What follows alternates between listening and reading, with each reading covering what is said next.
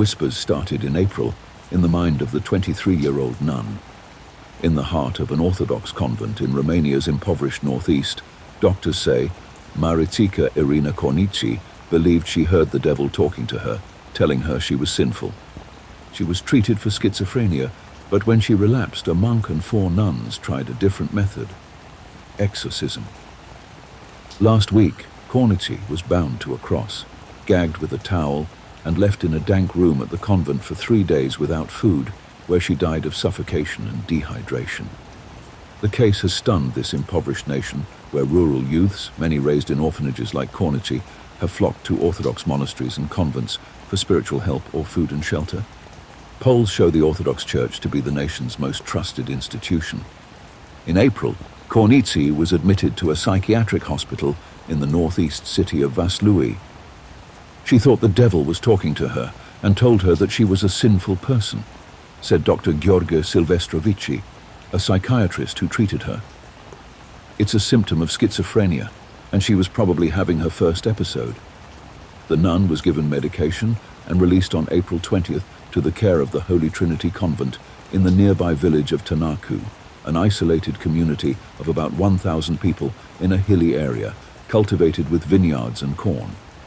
She was supposed to return in 10 days, but never did. Daniel Petru Corogianu, a 29-year-old red-bearded monk who served as the convent's priest and allegedly led the exorcism, told the media he was trying to take devils out of the nun. He said she had to be restrained because she was violent and that she refused to drink holy water.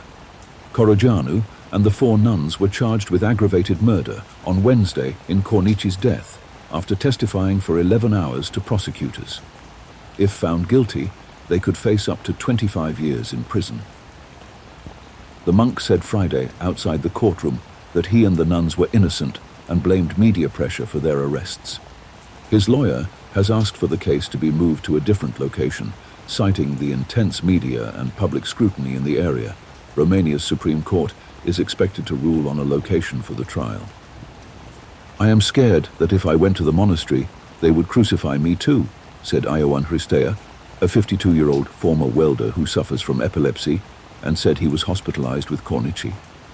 Others said the prosecutors were swayed by the public pressure and went too far by charging the suspects with aggravated murder, and that a lesser charge of manslaughter would have been more appropriate.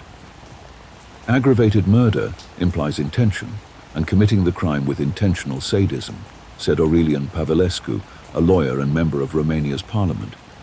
But they believed they were helping the woman, that they were curing her from her pains.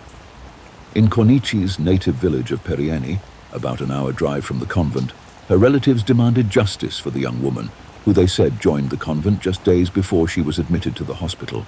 She was disfigured, she had marks on her hands, her ankles and her stomach, said her aunt, Anisoara Antohi, 29, standing by Cornici's grave, marked with a simple wooden cross with the words, "Sister Irina," scribbled on it. "She was a good girl. It was too cruel, God, much too cruel," her great-uncle Gheorghe Antohi, 53, said as he burst into tears. Those who allegedly killed her should all be crucified like her. In Tanaku, a couple said they met Corogianu, the monk accused in the case, when he baptized their godson at the convent, a wooden building with a metal roof that overlooks a rolling hill. "He held a beautiful service," said Petrica Pintili. "Who knows what happened there?" The church has closed the convent, and its gates were chained Friday. A nearby sign warns that no men are allowed in after 4 p.m., and that only Orthodox believers who are properly dressed can enter. "Here we only talk to God, and we sing with the angels in silence and with much prayer," says another sign posted on the convent's white fence. The Orthodox Church has strongly condemned the exorcism ritual in Tanaku as abominable. It has banned Corogianu from the priesthood and excluded the 4 nuns from the church. Orthodox monasteries and convents have flourished in Romania since the 1989 fall of Nicolae Ceausescu's brutal communist regime, which suppressed religion. The Tanaku convent was built in 2001 by a private donor and had not yet been sanctified by the church. Cornici's death and the revelation that Corogianu was ordained as a priest without having finished his theological studies have prompted the church to impose stricter rules for entering monasteries, including psychological tests.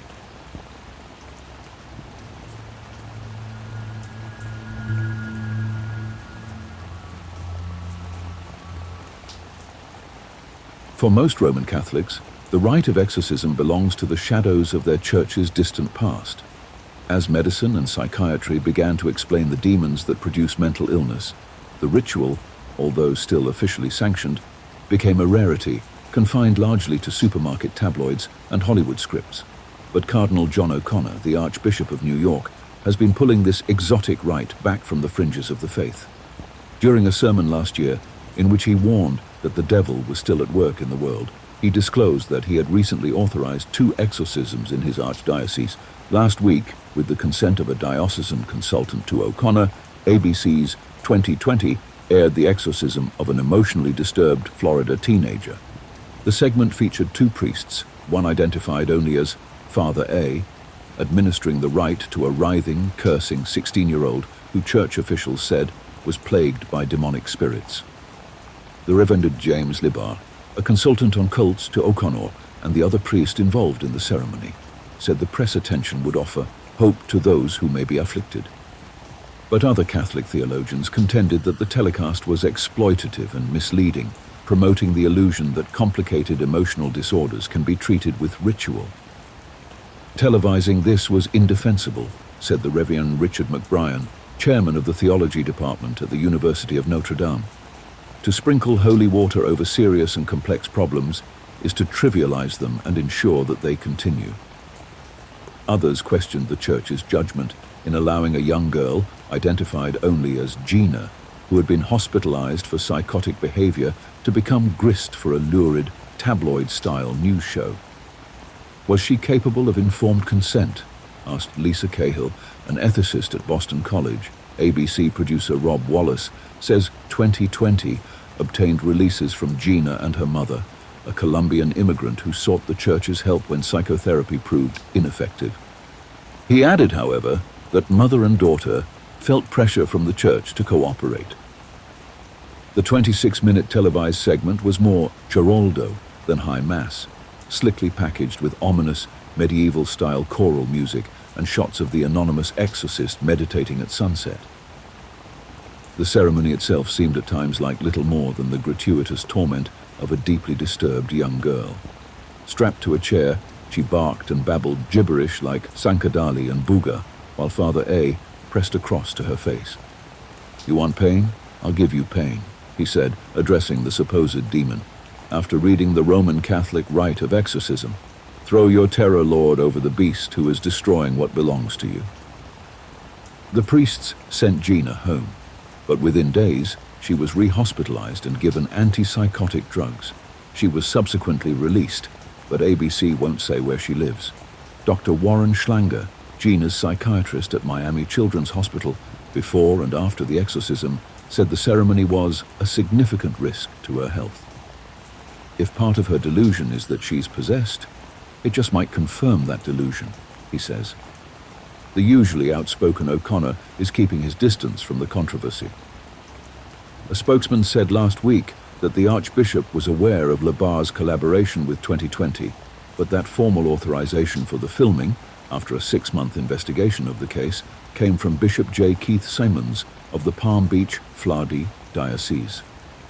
Others who have worked with O'Connor and Libar believe they hope to gain a wider audience for their belief that evil, in the form of Satan, is a reality in the world. Father Lawrence Gazy of Baltimore, who serves with O'Connor and Libar on a Vatican commission investigating cults, says the Church is concerned about the impact of satanic rituals and New Age spiritualism. "We see today where people openly and willingly invite Satan into their lives without being aware of it," Gazy says. O'Connor and other Church officials are not alone in their preoccupation with the devil.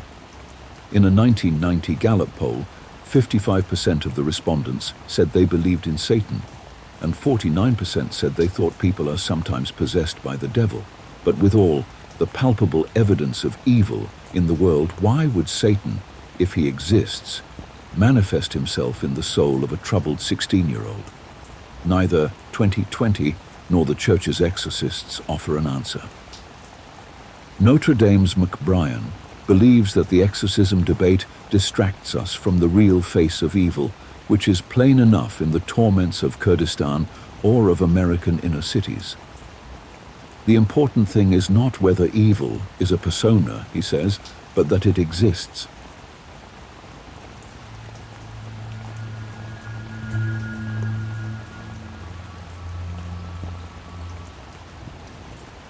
While 1973's The Exorcist is generally hailed as one of the most terrifying films ever made, few people realize it is based on the real case of a 13-year-old alternately known as either Roland Doe or Robbie Mannheim.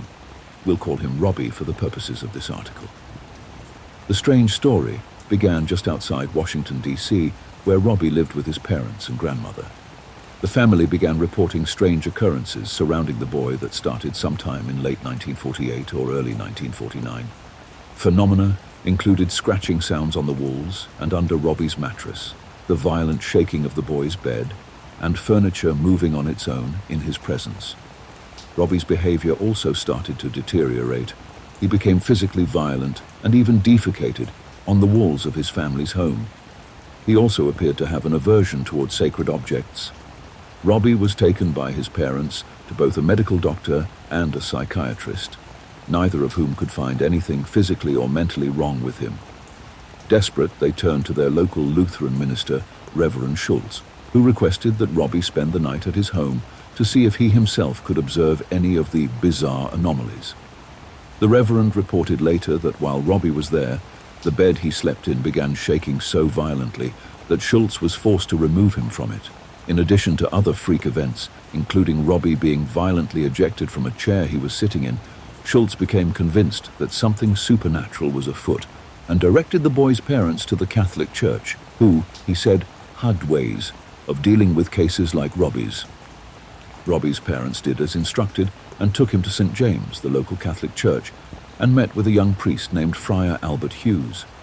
Hughes became convinced there was something evil about the 13-year-old after a telephone flew off his desk while they were talking.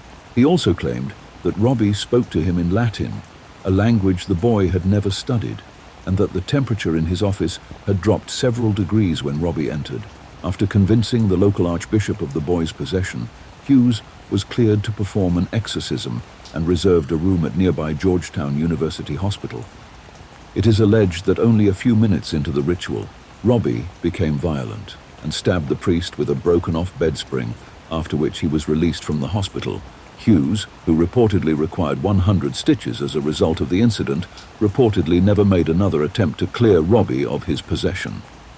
Back at home, Robbie's bizarre behavior continued, culminating in a screaming fit in the bathroom, during which the word Louis supposedly appeared in welts that sprang up on his chest. When Robbie's mother asked him if the message meant St. Louis, where the family had several relatives, she then claimed that the word yes had appeared on his stomach. It was around this time Robbie's parents became convinced that the soul of Robbie's spiritualist aunt in St. Louis, who had recently died and with whom Robbie had experimented with an Ouija board, had taken possession of his body. Feeling they'd run out of options, they relocated to St. Louis to see if perhaps returning there would help to quell Robbie's demons. In St. Louis, one of Robbie's cousins, who was currently attending the Jesuit-affiliated St. Louis University, spoke with one of her professors, Friar Raymond Bishop, about the strange events. Dr. Bishop then contacted another local priest, Friar William Bowden, and the two traveled to the home where Robbie was staying to evaluate him for demonic possession. Convinced after their visit that the boy was indeed possessed by an evil force, the priests met with the local archbishop, who, after some prodding, finally gave permission for Bowden to perform an exorcism. With a team of 9 Jesuit priests and a total of 48 witnesses, Robbie was subjected to the exorcism rite 30 times over a period of 6 weeks, during which the boy reportedly struck out violently, spat at great lengths across the room, spoke in a low, demonic voice, and mimed masturbation. His bed also allegedly shook uncontrollably, with words such as evil and hell spontaneously sprouting up on his skin. After the last exorcism was completed, witnesses reported the sound of a loud thunderclap or shotgun blast as the boy spasmed uncontrollably one last time before finally returning to normal. The adult Robbie, whose true identity has remained closely guarded, apparently grew up to become an ordinary healthy adult and apparently has no memory of what happened.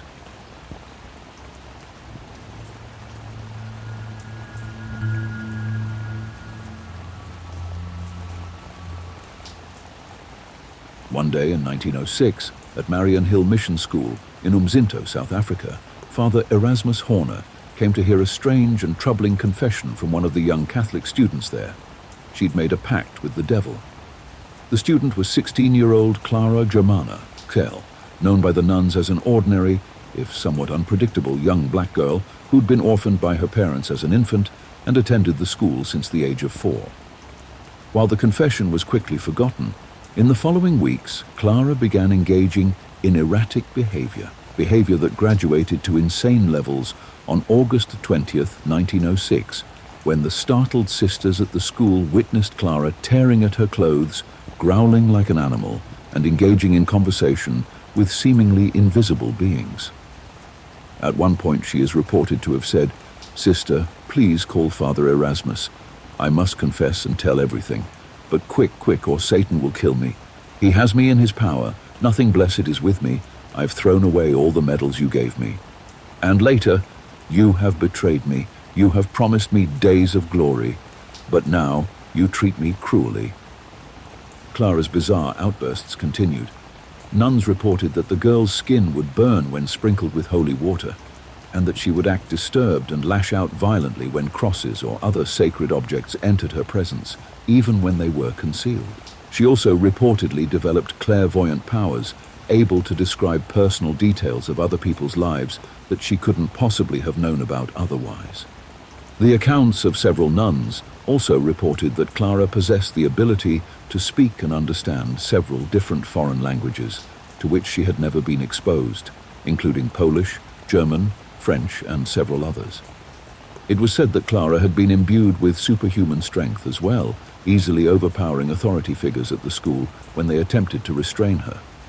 Another seemingly far-fetched assertion from many witnesses was that Clara began levitating up to 5 feet in the air on a regular basis, her clothes sticking to her body as if they too had managed to defy the laws of gravity. It was claimed that only after being sprinkled with holy water could she be brought back down, during which time she would also temporarily snap out of her possessed state. Most outlandish of all were the claims that the young woman had the ability to transform into a sort of snake-like creature, her body becoming as flexible as rubber as she slithered across the floor. At one point, she was said to have bitten a nun on the arm and left puncture marks like those of a serpent's fangs. After it was determined that Clara met the criteria for demonic possession, her confessor, Father Horner, and another priest, Reverend Mansueti, were cleared to perform an exorcism on the girl. On September 11, 1906, the ritual was performed, lasting from the early morning hours until noon, and then picked up again at 3 p.m. and continuing on into the night. Among other bizarre and violent behaviors, Clara allegedly knocked a Holy Bible from one of the priest's hands and attempted to strangle him with his stole. The next morning, the rites were administered once again, with the possessing demon supposedly departing Clara's body after telling the priests he would signal his exit by an act of levitation, which occurred in front of an audience of around 170 people in the mission chapel. The priests then asserted that Clara had been cleared of the devil's influence. However, in January 1907, Clara claimed to have made another pact with the devil, and another exorcism was reportedly performed that lasted for 2 days. After the demon departed for the second time, witnesses reported that the air became filled with an overpoweringly foul smell. That was the last time any supernatural disturbances were reported in the case of Clara Germanaseli, and there is no record available as to what became of her following her bizarre ordeal.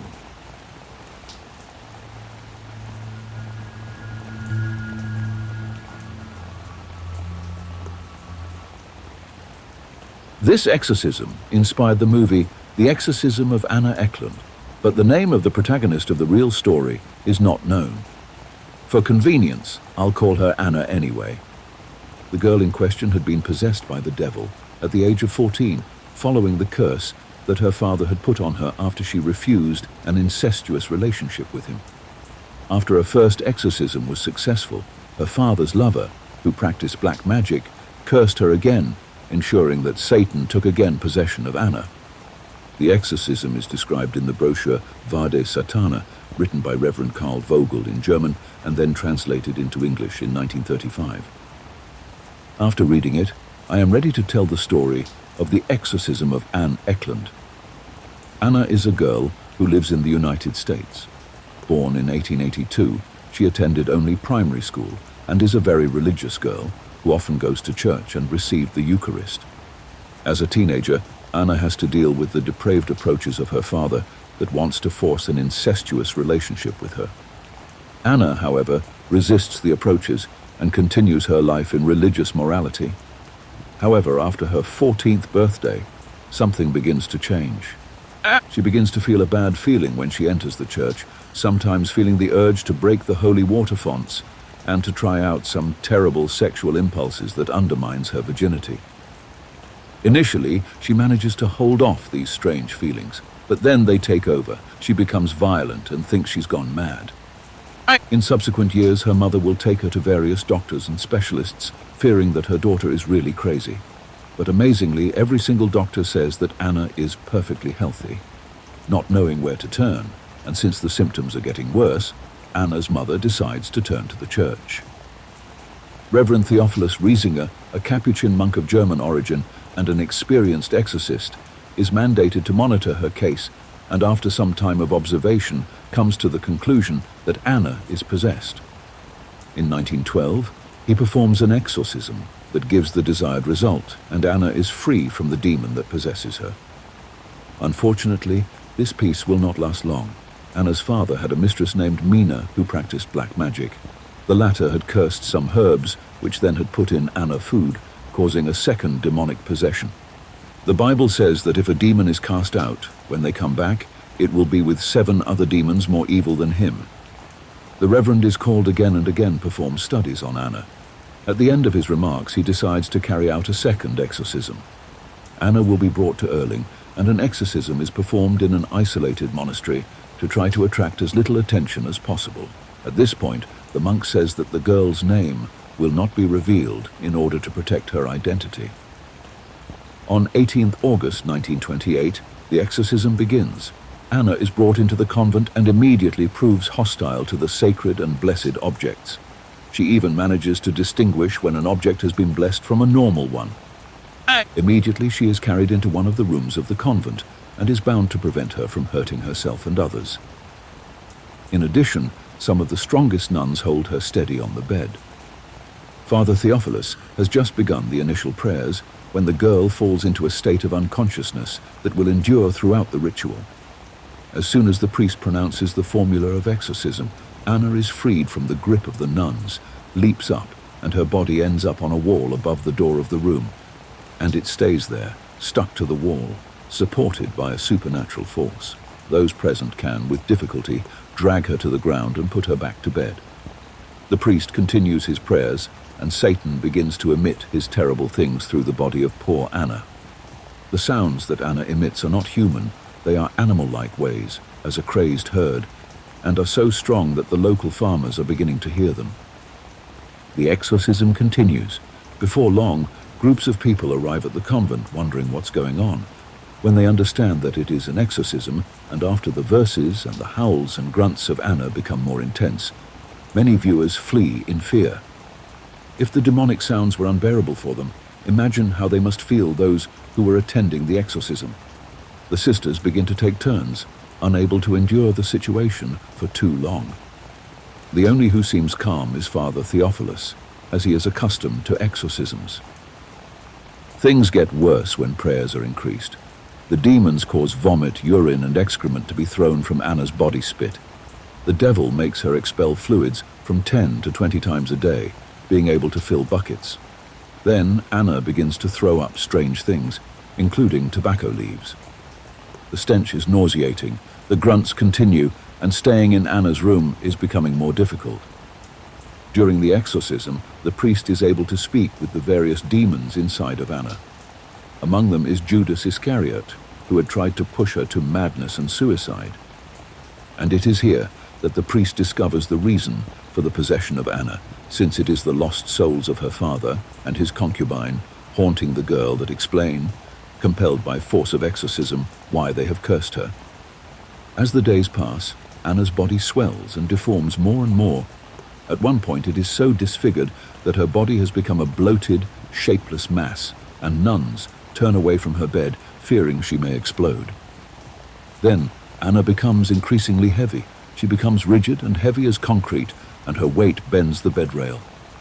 The exorcism lasts 23 days in total, but is performed on 3 different occasions, from August to December 1928, to allow the body of the girl and the sisters to recuperate. Eventually, Anna is freed from the demons that torment her, and her case became famous through word of mouth of the peasants who had heard her inhuman screams.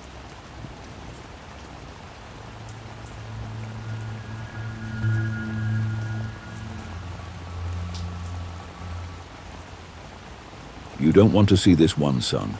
I've seen nothing like it before, and I've seen a few. It's the wife. She's got no... He's ripped at her son. It's a right mess in there. There's not much of her left. You don't want to see it, eh? Police Inspector, this week on TTCE, it is my pleasure to bring you the strange and compelling story of the case known as the Osset Exorcist murder. This was the case featured in the premiere episode of the True Crime Enthusiast podcast, links to which can be found at the end of the blog post. In 1974, in a case that shocked the nation, a particularly violent and shocking murder was committed by a peaceful and loving family man who was overcome either by inner demons or literal ones. Osset is a market town near the city of Wakefield in the English county of West Yorkshire, and the kind of town that wouldn't strike most people as the sort of place where a sensational, bloody, horrific murders, talk of exorcisms and demonic possession would stem from. But it is in Osset where the sinister story begins. The Taylor family called the Osset district of Havercroft their home in 1974, and this family consisted of 31-year-old Michael Taylor, his wife Christine, their 5 children, and their family dog. The family and their home was considered mostly a cheerful and happy one by their friends and neighbors, and Michael in particular was described by those who knew him as mild-mannered, but a generally kind and loving father and husband. It was noted, however, that he was sometimes prone to minor bouts of depression, the cause of which had been due to a severe back injury he had received a number of years before, and which had left him with chronic pain and an inability to find long-term employment. Apart from this observation, nothing else seemed to be amiss or unusual in the Taylor household. At the time, Osset had a highly religious population, and most people regularly attending church, but the Taylors had never been particularly devout, mostly skipping church services that were held near where they lived. In a belief that Michael's periods of depression could be somehow eased with a spiritual intervention, a friend of Michael's called Barbara Wardman took it upon herself to introduce him to a church group called the Christian Fellowship Group, which was led by 21-year-old pastor Marie Robinson. Whereas Michael had previously been non-religious, he soon began to attend regular meetings of the group, and he became an active member of the congregation. He became well acquainted with their teachings and quickly fell under the spell of the charismatic Marie Robinson. Michael began spending what seemed an inappropriate amount of time with Robinson, attending more and more meetings and gatherings of the group, and joining Robinson in congregations where they would use the power of God to exorcise people of their sins and speak in tongues.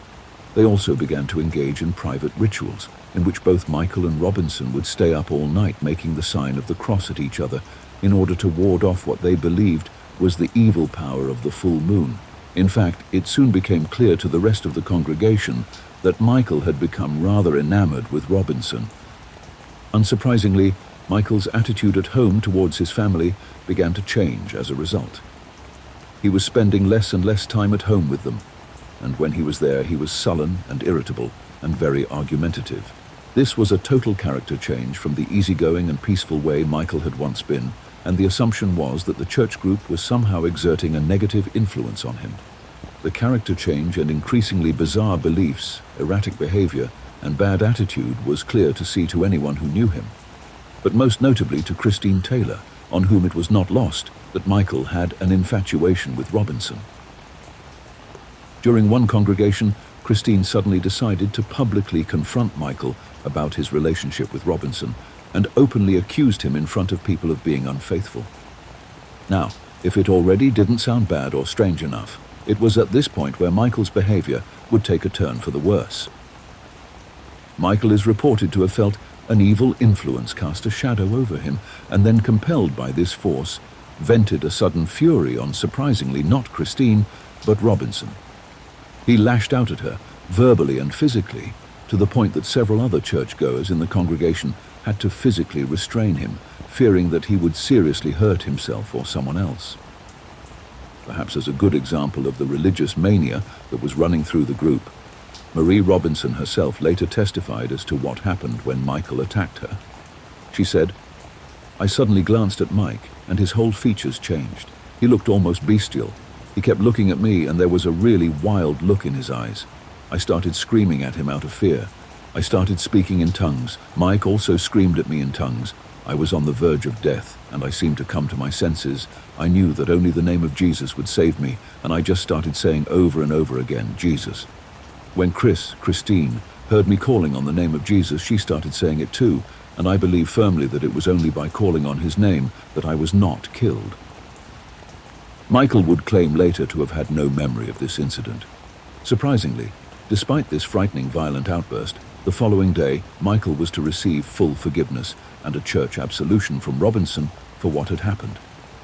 But none of the rest of the congregation could forget the outburst, and Michael was closely watched following this episode. It soon became apparent that his deteriorating, out-of-character behavior seemed to now be permanent, and was in fact getting worse as time went on, with his sanity clearly slipping. The seriousness and frightening condition that Michael was in was so severe that several local ministers became involved and came to the realization that Michael might be under the influence of demonic forces. Finally, the local vicar came to the controversial conclusion that an exorcism should be performed on Michael. Two ministers by the names of Father Peter Vincent and the Reverend Raymond Smith were brought in to carry it out, and the exorcism was set to happen for midnight on the 5th of October 1974 at St. Thames Church in Barnsley. That night, in front of the congregation of the Christian Fellowship Group, the two ministers began the harrowing ritual which would prove to last throughout the night and well into the next morning. As soon as the exorcism had started, Michael went into uncontrollable convulsions and fits, and bouts of scratching, spitting, and biting, requiring him to be forcefully tied to the floor. Over the next 8 hours, Michael was subjected to all sorts of indignities, such as having crucifixes shoved into his mouth and being doused with holy water. All throughout, Michael was growling and snapping at anyone who came near him. The priests in charge of the exorcism claimed that the ceremony had managed to ascertain that there were about 40 demons inhabiting Michael's body, representing such traits as incest, bestiality, blasphemy, lewdness, heresy, masochism, and carnal knowledge. As one can imagine, these alleged demons did not go easily from Michael, each one having to be reportedly dragged out, kicking and screaming. After 8 hours of this, by 8 a.m. on October 6, 1974, the priests carrying out the exorcism could no longer continue through exhaustion. Strangely, it was decided that the exorcism would have to be finished at a later time, although the priests claimed that 3 demons, those of insanity, anger, and murder, were still stubbornly possessing Michael and had not been successfully removed yet. Apparently, the congregation who had been present for the exorcism agreed in part, for one witness to the terrifying events, a minister's wife named Margaret Smith, was to claim later that she had received a warning in her mind from what she believed to be God, saying that the demon of murder was going to escape from Michael and kill Christine. She pleaded with the 2 priests to complete the exorcism, but they dismissed her warnings and instead told Michael and Christine to go home, to rest, and prepare for the next and final part of the exorcism, which was to be performed the following day. Now, whether there were really demons still infesting Michael Taylor's body or not, or whether he had succumbed to a full-on psychosis and had been tipped over the edge by the events of that night. What would follow that day was nothing short of pure evil and insanity. It was about 09:45 the next morning, October 7th, and not 2 hours after Michael and Christine had been sent home to rest up to prepare for the next part of the exorcism, that a police patrol car passing through the normally quiet streets of Osset came upon a shocking and unnerving sight. Coming around a corner, the officer in the car, PC Ian Walker, was confronted by the sight of a man stumbling around in the middle of the street, naked and covered head to toe in blood. His body was slicked with it. Stopping the car and approaching the man, PC Walker saw the man curl into the fetal position and heard him ranting and screaming over and over, "It is the blood of Satan!" Unsurprisingly, this had attracted a crowd of onlookers, some of which knew the disturbed man. It was Michael Taylor. The police officers who had approached the man immediately called for an ambulance, fearing that Michael had hurt himself or someone else, and tried his best to talk to and calm Michael, who was still screaming and senseless, ranting only about Satan. He continued screaming as the ambulance from the local hospital arrived, and he was placed into it and taken away. The crowd of onlookers who had crowded around the ambulance now told the police that the deranged maniac was Michael Taylor, and gave the officer his address, to which the patrol car then went to. PC Walker, upon arrival at the Taylor house, was surprised and perhaps apprehensive to find a police car there already, which he later found out had been summoned for by frightened neighbors who had heard a commotion. PC Walker approached the house but was stopped by the sight of his inspector emerging from the front door, bending over and vomiting. "You don't want to see this one, son. I've seen nothing like it before, and I've seen a few. It's the wife. She's got no... He's ripped at her son. It's a right mess in there. There's not much of her left. You don't want to see it, eh?" Feeling that he had go in, PC Walker stepped into the Taylor house and was to see exactly what his shook his inspector had meant. The interior of the front room was destroyed, with signs of destruction apparent even from a cursory look. Blood covered every surface of the room, along with flesh, pulp, and brain matter, and on the floor of the living room lay the bodies of Christine Taylor and the family pet dog, almost unrecognizable. The blood that had covered Michael Taylor was Christine's blood. At about 09:30 that morning, in the Taylor family home, Michael had killed his wife, Christine, the woman that he loved and the mother of his children. In a maniacal and deranged attack, Michael had stripped off and strangled Christine and had literally torn off her face. There was no murder weapon involved. He had gouged out her eyes and ripped out her tongue with his bare hands, tearing the rest of her face down to the bone, so much so that she was left unrecognizable. Whilst Christine had died of shock and asphyxiation on her own blood, mercifully quickly, Michael had turned his attentions to the Taylor pet dog, strangling it and literally ripping it limb from limb. He had torn its legs from their sockets, and hair and teeth and eyes from the skull. He then left the house screaming and was found by PC Walker a short time later. It was described as being the most horrific crime scene that any police officer who had attended it was ever to see. Michael was taken into police custody from the hospital, and when interviewed some hours later, when he was deemed rational to talk, he was asked to try to explain what had happened. He told Detective Inspector Brian Smith about the exorcism that had occurred only hours before, saying, "It was a long night. They danced around me and burned my cross because that was tainted with the evil. They had me in the church all night. Look at my hands. I was banging on the floor. The power was in me. I couldn't get rid of it, and neither could they. They were too late. I was compelled by a force within me to destroy everything living within the house." Although Michael claimed he could remember nothing of the actual murder, claiming to deeply love his wife, when asked by D.I. Smith how he felt, Michael replied, "Released. I am released. It is done. The evil in her has been destroyed." Although he appeared to have no motive for his actions, Michael Taylor was charged with the murder of Christine Taylor and was remanded to Broadmoor Secure Hospital in Berkshire to await trial. Whilst on remand, Michael was reported to have spent most of the time in silence or sleeping. Perhaps some part of him never wanted to face what had happened, and how 5 children had in the space of a single day lost a mother and a father. The crime was a sensation. Horror such as this belongs in fiction and should not happen anywhere, let alone in a sleepy Yorkshire market town. It created a media frenzy and the bloody crime, coupled with the background of exorcisms and alleged demonic possession, drew huge amounts of interest to Michael Taylor's upcoming trial. Michael Taylor's trial for the murder of his wife Christine began in March 1975, and upon it commencing, the jury were advised by the barrister for the prosecution, Mr. Jeffrey Baker QC, that the evidence they were about to hear will make it difficult to believe that you are not back in the Middle Ages. Neither prosecution nor defense denied at the trial that Michael Taylor had severe mental issues. Michael himself testified, again claiming that he had no recollection of the actual killing, that he had deeply loved his wife and had been under the control of evil supernatural forces, and that he had suspected that Christine had also been possessed by demons.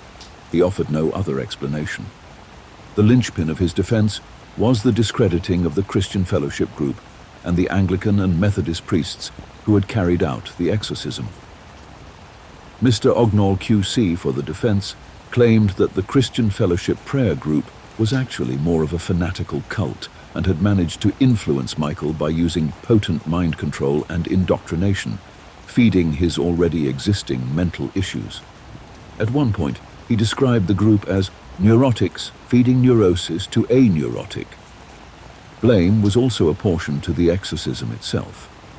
The prosecution claimed that the ritual had taken its toll on an already mentally disturbed man, and coupled with the warped religious ideals and beliefs that the prayer group had instilled in him, these negative influences had pushed Michael over the edge into a realm of madness and murder.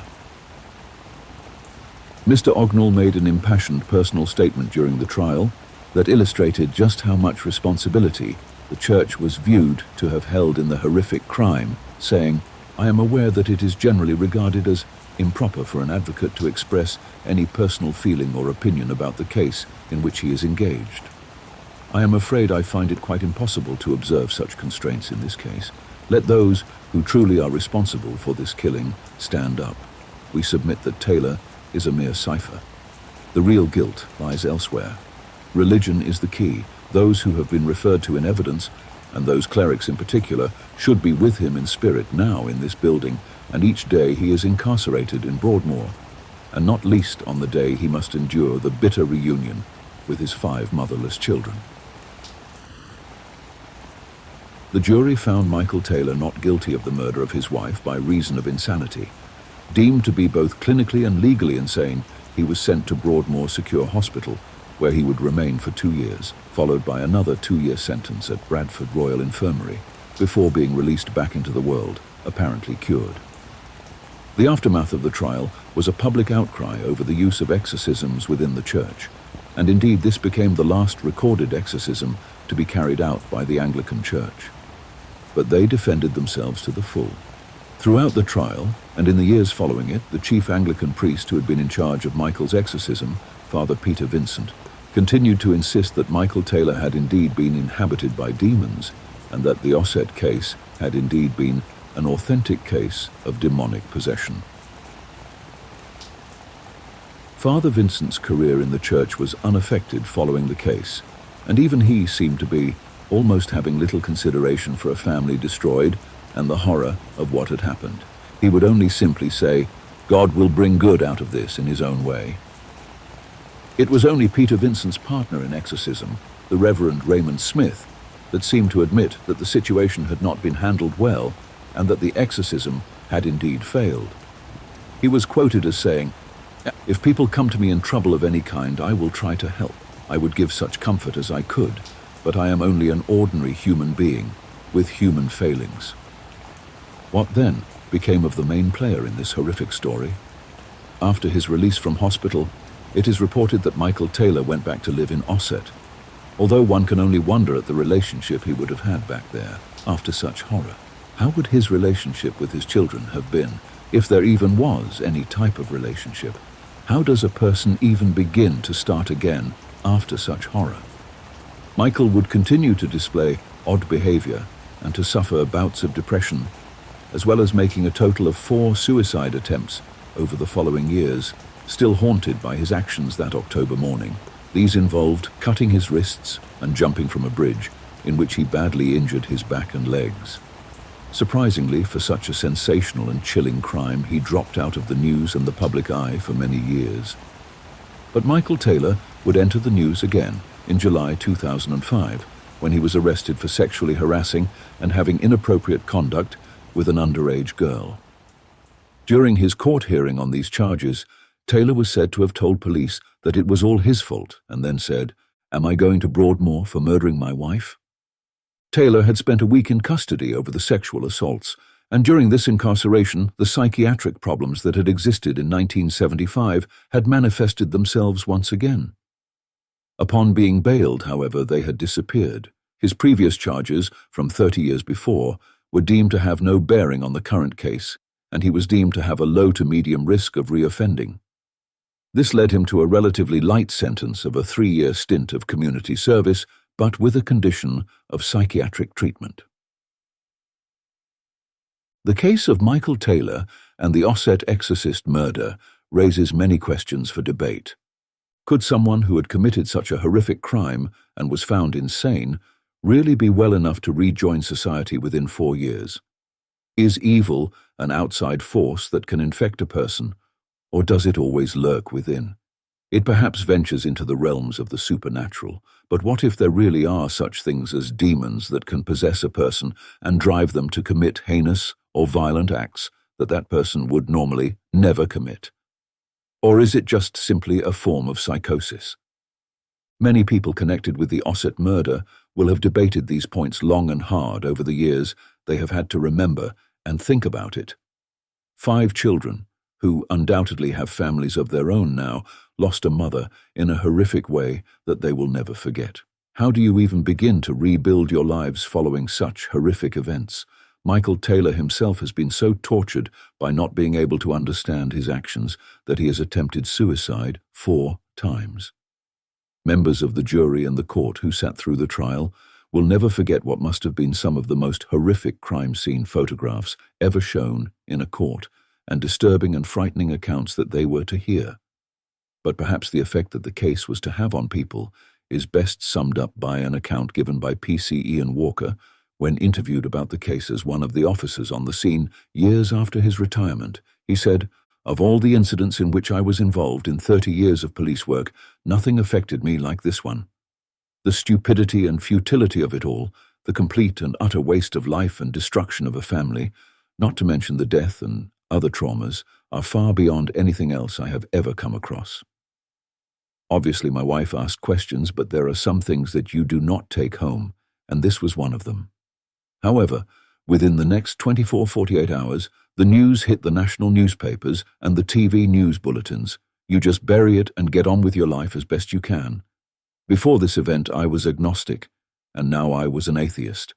Thank you for dropping by the archives and listening to our ghastly stories. Don't forget to like, comment, and lastly subscribe. Until next time, archivists, I bid you all good night.